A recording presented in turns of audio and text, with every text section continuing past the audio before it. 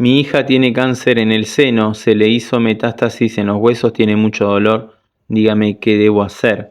Bueno, desde esta perspectiva biológica, que trabajamos o abordamos la enfermedad, lo primero acá no es preguntarnos por los huesos, sino por el comienzo, ¿sí?, del programa biológico en la mama. Tenemos que entender que la mama es un tejido, es un órgano que está al servicio del nido, es un órgano profundamente vincular, representa la protección, el alimento, el sustento, la nutrición, el cuidado, el contacto, el refugio, el acobijar a un hijo, al otro.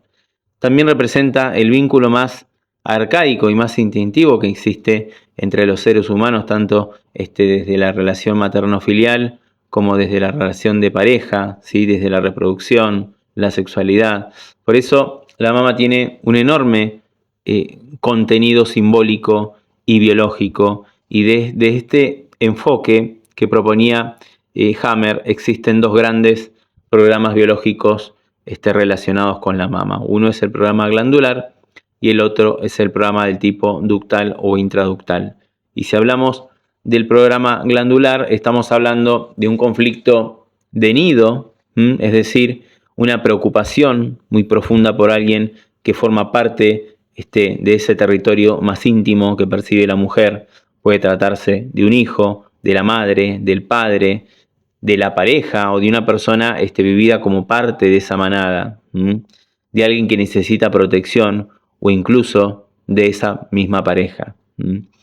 Pero la pareja puede vivirse de diferentes maneras, puede ser simplemente la pareja como compañero de vida, puede ser una pareja que se está, digamos, maternando simbólicamente, cuidando, sosteniendo como si fuese un hijo, o puede ser una pareja vivida desde un territorio más íntimo, ¿sí?, más innato, está más arcaico, más instintivo, donde entran acá en juego aspectos reproductivos, sexuales, propios de nuestra biología. Entonces, en cualquiera de estos casos existe una percepción de que alguien importante está en peligro o necesita ser protegido, ¿sí?, o corre riesgo de perderse. Pero ese conflicto de nido por sí solo no alcanza para poder explicar o para que se desencadene este programa biológico. Se suma un elemento más que es fundamental y actúa como el verdadero gatillo acá que va a disparar este programa, y es el conflicto motor instintivo, ¿sí?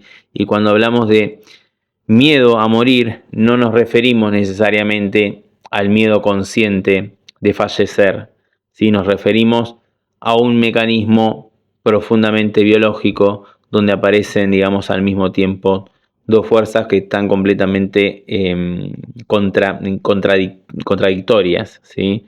Por un lado existe un impulso enorme de actuar, de correr, de escapar, de proteger, de rescatar, de salvar a alguien, de hacer algo para resolver esa situación, pero simultáneamente aparece otra fuerza que bloquea completamente ese impulso, ¿sí? Entonces la persona siente que no puede hacer nada, que está inmovilizada, que está atrapada, que está sin salida, que haga lo que haga no va a alcanzar para salvar a quien ama o para poder resolver aquello que está viviendo, ¿sí? Desde ahí viene, o desde ahí inicia o nace ese miedo a morir, ¿sí? Esa contradicción es la que muchas veces termina disparando ese programa, ¿sí? En cambio, cuando hablamos de programas del tipo ductal, acá estamos hablando de un conflicto de separación, es decir, hay una pérdida de contacto, pero nuevamente no hablamos solamente de una separación de pareja propiamente dicha, sino que puede ser una separación vivida con un hijo, con mi madre, con mi padre, o con una pareja, o con cualquier persona significativa. Incluso puede tratarse de una separación hasta simbólica, de sentir que alguien ya no está más emocionalmente disponible para mí, de querer acercarme a esa persona y no poder, de querer separarme y no poder hacerlo, o de haber perdido el contacto con algo muy importante para mi propia vida. Y nuevamente también acá aparece el mismo conflicto motor instintivo que hablábamos recién, o ese miedo a morir, ese enorme impulso de actuar o poder recuperar o proteger o evitar la pérdida, ¿sí? Mientras al mismo tiempo la persona siente que está, digamos, completamente bloqueada y no puede hacer absolutamente nada frente a esa situación que le está sucediendo. Ahora bien, cuando aparecen esas lesiones que vos contás en los huesos, desde esta perspectiva, no hablamos de que una célula haya viajado de un órgano hacia otro, sino que acá entendemos que cada tejido expresa un conflicto biológico diferente. Lo que habitualmente observo en mis consultas, en los pacientes, es que después de un diagnóstico de cáncer de mama, muchas personas desarrollan una profunda desvalorización y comienzan a sentir que ya no valen lo mismo, o que ya no sirven, o que su cuerpo les falló, o que pierden la capacidad y ya no pueden seguir trabajando como antes, ¿sí? O que ya no pueden cuidar a su familia, o que su pareja las va a ver diferentes, o se van a sentir juzgadas, comparadas, enfermas. Entonces, en otras ocasiones, la desvalorización aparece como madre, como hija, como mujer, como trabajadora, pero siempre dentro de algún rol específico que era muy importante para esa persona, ¿está? Y lo perdió.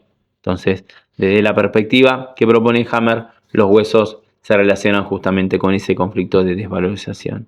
¿Sí? Durante la fase activa existe una pérdida de tejido óseo, hay una desmineralización o una descalcificación, y cuando el conflicto comienza a resolverse, aparece una fase de reparación donde el hueso intenta reconstruirse y pueden aparecer dolores muy intensos, ¿sí? Por eso, más allá del órgano comprometido, acá la pregunta fundamental siempre es la misma. ¿Cuál es el punto de quiebre? ¿Sí? ¿Cuál fue el acontecimiento inesperado o dramático o vivido en aislamiento que modificó completamente esa percepción biológica de esa persona? ¿Qué ocurrió en la vida de esa persona que le hizo sentir que alguien estaba en peligro, o que perdió el contacto, o que ya no tenía valor? Porque mientras no se logre comprender el origen de todo esto, del conflicto, vamos a estar observando un resultado biológico, pero sin tener una gran comprensión o sin encontrarle sentido a lo que está pasando. Entonces, lo más importante es ayudar a la persona a conocer la naturaleza de su conflicto, a comprender de dónde proviene lo que le está sucediendo, entender las distintas etapas por las que está atravesando el organismo, y sobre todo salir del miedo, porque muchas veces ese miedo permanente, ese miedo al diagnóstico, el miedo al pronóstico o el miedo al futuro, es precisamente lo que mantiene activo ese programa biológico, quizás durante mucho tiempo.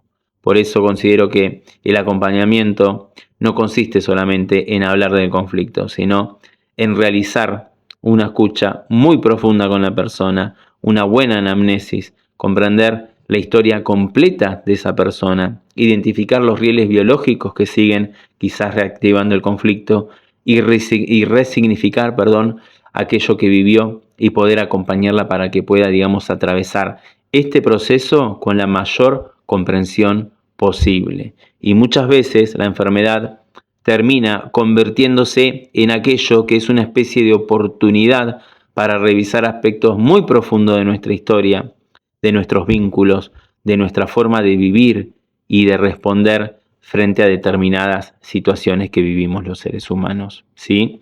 Y ese proceso de comprensión